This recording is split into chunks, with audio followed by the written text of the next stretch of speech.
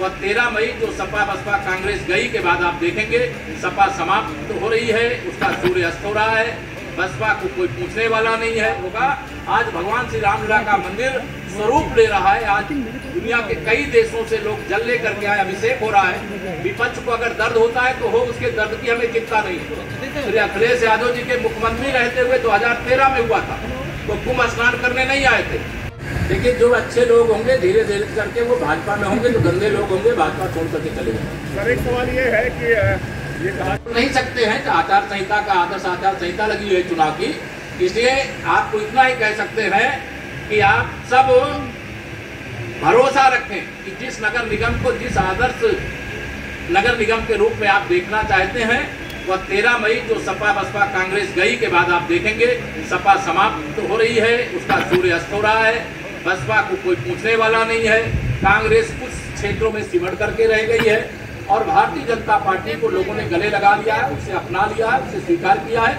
इसके लिए जनता जनार्दन के प्रति हम कृतज्ञता भी ज्ञापित करते हैं कि हर चुनाव में भाजपा का कमल खिलाने का काम करें। धन्यवाद। विपक्ष कह रहा है कि आज ही अभिषेक किया जा रहा है अयोध्या में कई देशों के जल से, तो निकाय चुनाव के पहले इसको करने के पीछे मैंने कहा ना, भगवान श्री राम आस्था के हमारे केंद्र। मैं एक राम भक्त हूँ, श्री राम जन्मभूमि आंदोलन का सिपाही हूँ, और आज जब भी रामलला का वह भव्य मंदिर बनता हुआ देखता हूँ, कितनी खुशी मुझे होती है। कितने मेरे राम भक्तों का वहाँ बलिदान हुआ है, कितनी गोलियां चली, कितना खून बहा है। यही प्रयागराज तक कितने लोग जेलों में ठूस दिए गए थे, वह सारा दृश्य आपको याद होगा। आज भगवान श्री रामलला का मंदिर स्वरूप ले रहा है। आज दुनिया के कई देशों से लोग जल लेकर के आए, अभिषेक हो रहा है। विपक्ष को अगर दर्द होता है तो हो, उसके दर्द की हमें चिंता नहीं है, वो किसी डॉक्टर से दवा ले। लेकिन रामलला का दर्शन करने के लिए देखना आने वाले समय में जो राम जन्मभूमि को नकारते थे, भगवान राम को नकारते थे, आज मकान खाली कर रहे हैं और मकान खाली करके और सरकार को चाबी सौंप रहे हैं। जो प्रयागराज का कुंभ श्री अखिलेश यादव जी के मुख्यमंत्री रहते हुए 2013 में हुआ था, वो कुंभ स्नान करने नहीं आए थे, लेकिन 2019 में उनको आना पड़ा।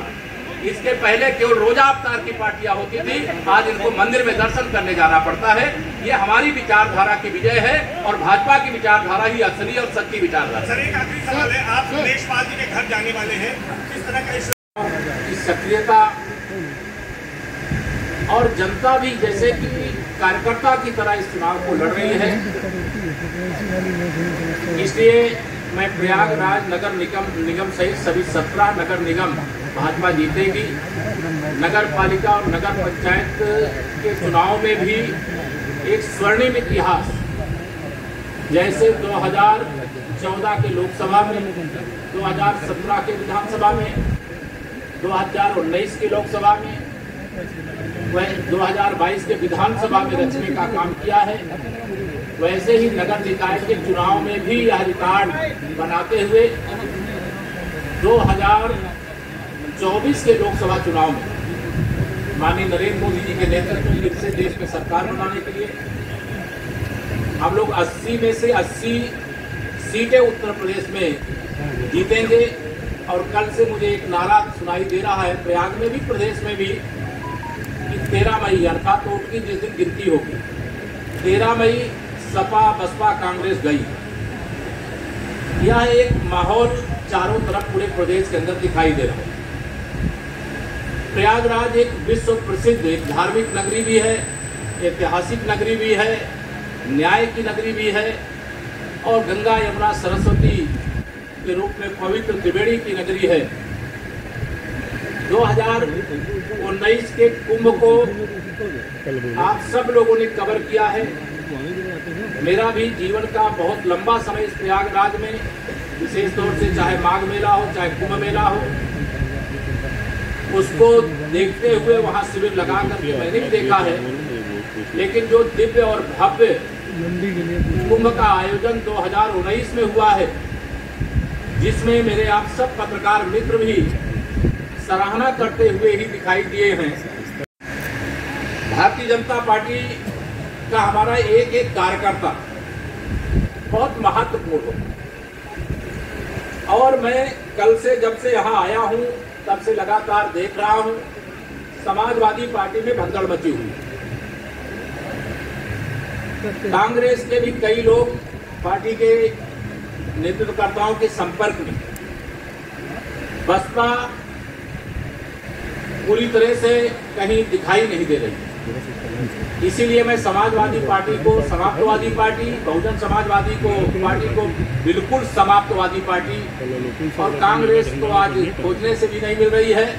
तो आज भाजपा का जो सूर्योदय है जनता के आशीर्वाद और कार्यकर्ता के परिश्रम, डबल इंजन अर्थात माननीय नरेंद्र मोदी जी के नेतृत्व वाली सरकार और आदरणीय योगी आदित्यनाथ जी के नेतृत्व वाली सरकार, यह डबल इंजन की सरकार में तीसरा इंजन हमें नगर निगम का लगाना है। हमने अभी तक जितने भी पार्टी के सिंबल पर चुनाव लड़े थे, महापौर तो हमारे कई बार से यहाँ पर जीते हैं और महापौर के रूप में सेवा दी है नगर की, लेकिन हमारा नगर निगम के सदन में बहुमत नहीं होता।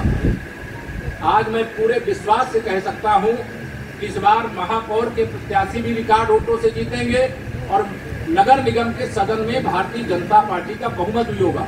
आदरणीय दीदी जी भी महापौर यहाँ प्रयागराज की रह चुके, आप सब जानते हैं। मैं आप सब लोगों से इतना ही कहना चाहता हूँ कि भारतीय जनता पार्टी की जो विचारधारा, ऐसी विचारधारा है जिस विचारधारा को आज जो हमारे विरोधी थे, जो कभी हमारी आलोचना करते थे, जो भगवान श्री राम के अस्तित्व को नकारते थे, हम राम जन्मभूमि पर भव्य मंदिर निर्माण का समर्थन करते थे, तो कांग्रेस पार्टी कहती थी भगवान राम काल्पनिक, वो कभी हुए ही नहीं। अविरल और निर्मल माँ गंगा का प्रवाह यहाँ प्रभावित हो रहा था। अब 2025 में हुआ तो अर्ध कुंभ था, ये तो कुंभ है। मैं उसके संबंध में इतना ही कहूँगा कि 2019 का जो अर्ध कुंभ था वह झांकी थी और 2025 का जो कुंभ होगा पूरी पिक्चर उसमें दिखाने का काम करेंगे, जिसमें प्रयागराज, मैंने कल भी कुछ मित्रों से, आप सब साथियों से कहा था, प्रयागराज जो दुनिया के सबसे अच्छे, सुंदर, स्वच्छ और विकसित शहर हैं, उसमें से प्रयागराज एक ऐसे स्थान पर पहुंचेगा जिसकी बहुत लंबे समय से हमारे पहले जो नेतृत्व करते थे भारतीय जनता पार्टी के, चाहे आदरणीय डॉक्टर मुरली मनोहर जोशी जी रहे हों और चाहे आदरणीय हमारे स्वर्गीय पंडित कृष्णा त्रिपाठी जी रहे हों और चाहे वर्तमान के जो नेतृत्व करता है, या सब लोग हों, जो विकास का एक नया कीर्तिमान स्थापित किया है, वह प्रयागराज आज यह भी मैं गर्व से कह सकता हूं कि डबल इंजन सरकार के कारण से हम चाहे रेल मार्ग हो, चाहे सड़क मार्ग हो, चाहे हवाई मार्ग हो और चाहे जल मार्ग हो, इन चारों रास्तों से प्रयागराज जुड़ गया। इसलिए प्रयागराज नगर निगम के इस चुनाव में महापौर के लिए और जो पार्षद पद के हमारे सभी 100 वार्डों में प्रत्याशी हैं, जनता का आशीर्वाद मिल रहा है। आप सबके माध्यम से भी मैं देखिए, जो अच्छे लोग होंगे धीरे धीरे करके वो भाजपा में होंगे, जो गंदे लोग होंगे भाजपा छोड़ करके चले जाएंगे। सर, एक सवाल ये है कि ये कहा जा रहा है, ऐसी खबर आ रही है कि सरकार एक ऐसे आयोग का गठन कर सकती है जो माफियाओं द्वारा जो जमीन कब्जा, ये तो अच्छी बात है। इसके लिए तो सरकार को आप सबको बधाई देना चाहिए कि अगर गुंडों, अपराधियों, माफियाओं से हम एक इंच जमीन खाली कराएंगे, जो गरीब बिना आज एक झोपड़ी भी नहीं, एक आवास भी नहीं है, उसको आवास देंगे, तो यह तो सरकार इस तरह का विचार कर रही है। तो पत्रकार मित्रों को भी हमें बधाई देना चाहिए। सरकार हम लोग मान के चलें कि मतलब इसका गंभीरता से सरकार निश्चित तौर से कोई भी कार्य, जो भी निर्णय सरकार करती है उस पर गंभीर ही रहती है और इस दिशा में हम आगे बढ़ेंगे। और कोई अपराधी, माफिया कोई भी जमीन कब्जा किए हो तो अपने आप खाली कर दे, अन्यथा खाली तो करा ही ली जाएगी। महापौर को मनाने का प्रयास चल रहा है क्या? मेरा निवेदन, आज उनका जन्मदिन है, मैं उनको शुभकामना दिया, उतना ही बढ़िया। हम अभिलाषा गुप्ता नंदी की बात कर रहे हैं। आज जन्मदिन नंदकुमार जी का है, हमारे कैबिनेट के मित्र हैं और पार्टी के वरिष्ठ नेता हैं, और विलासा जी पार्टी के वरिष्ठ नेता हैं। दोनों लोग जो पार्टी के प्रत्याशी श्री गणेश केसरवानी जी और जो हमारे पार्षद प्रत्याशी, सबके लिए लगातार प्रचार कर रहे हैं, इसलिए कोई उसमें विषय नहीं। सर, माफियाओं के खिलाफ जो कार्रवाई हुई है, क्या निकाय चुनाव में ध्रुवीकरण होगा समाजवादी पार्टी? लेकिन ध्रुवीकरण की दृष्टि से लोग हमारे ऊपर आरोप लगाते थे कि रामलला की जन्मभूमि पर मंदिर बनाने के लिए भाजपा जो काम कर रही है वोट के लिए कर रही है। अरे भगवान राम हमारे आस्था के प्रश्न, अपराध मुक्त उत्तर प्रदेश का संकल्प लेकर के, वादा करके, जनता का आशीर्वाद लेकर के हम आए और डबल इंजन की सरकार ने लगातार जो वादा किया उसके हिसाब से कार्य किया। आज कानून व्यवस्था दुरुस्त है, भय मुक्त और भ्रष्टाचार मुक्त भारत और उत्तर प्रदेश तेजी से आगे बढ़ रहा है और प्रयागराज विकास के नए कीर्तिमान की ओर बढ़ रहा है। आप में से मेरे कई पत्रकार मित्र हैं जो शायद 20 साल 30 साल से मेरे साथी हैं।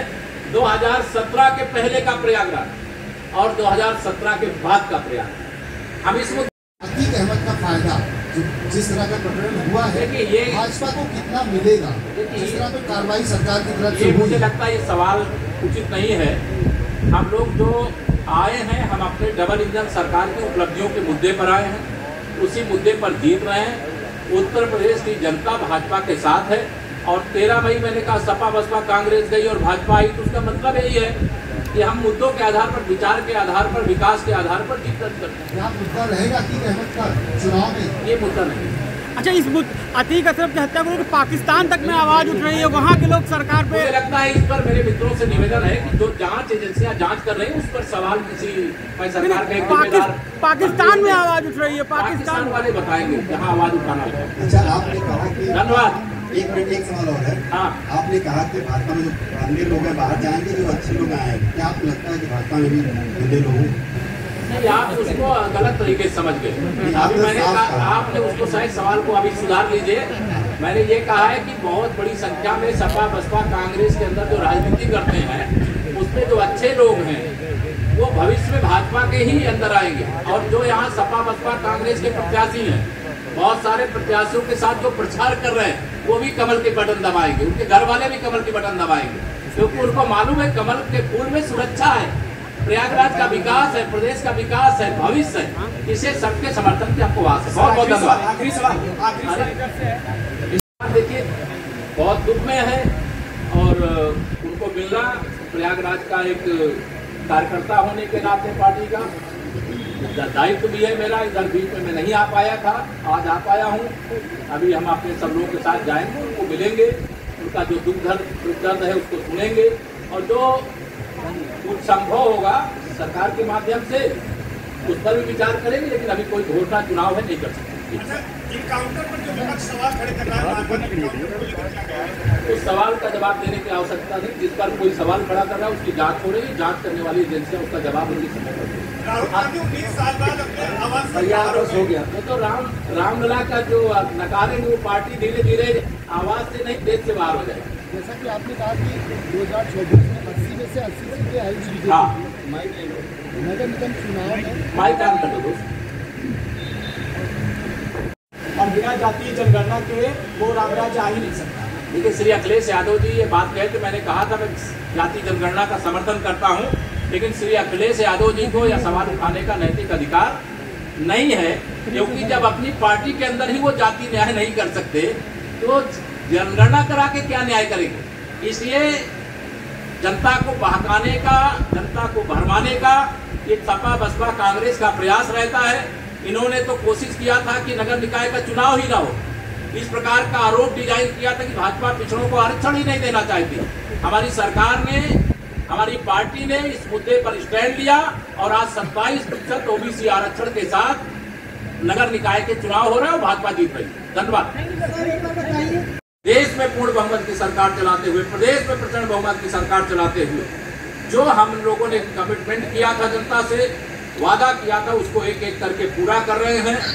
और एक विषय जो है समान नागरिक संहिता का, और निश्चित तौर से भारतीय जनता पार्टी उसके लिए भी उचित समय पर विचार करेगी और जो हम लोगों ने मुद्दे लिए तो उससे कभी पीछे नहीं हटेंगे। मेरी ओर से इतना कहना है।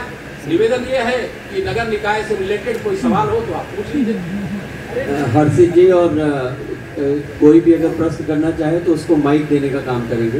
हर्षित जी, और हमसे जुड़े रहने के लिए हमारे YouTube चैनल को सब्सक्राइब करें और नई वीडियो की नोटिफिकेशन के लिए बेल आइकॉन को दबाएं।